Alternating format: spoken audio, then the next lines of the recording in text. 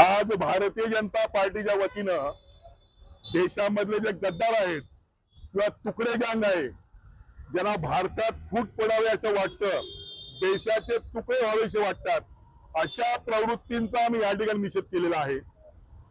भारतीय जनता पार्टीला आणि नरेंद्र मोदी साहेबांना निवडणुकीच्या रिंगणामध्ये हरवू शकत नाहीत. असे अतृप्त जे पक्ष आहेत त्यांनी अभिजित दिपके सारख्या तरुणांना पुढे करून या देशामध्ये क्रांती घडवण्याचं स्वप्न या ठिकाणी बघितलेलं आहे.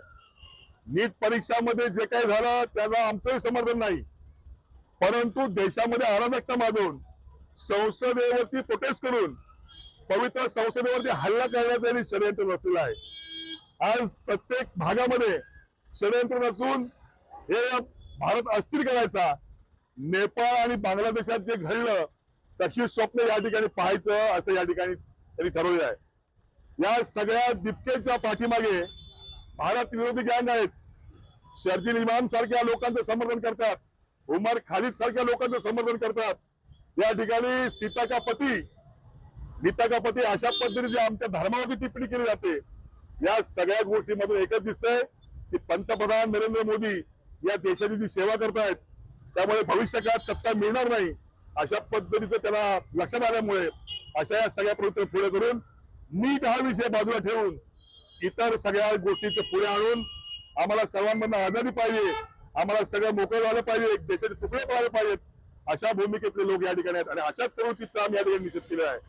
राहुल गांधींनी परवा देशाला मान शर्मेने खाली घालावं लागेल अशा पद्धतीने वर्तन केलेलं आहे.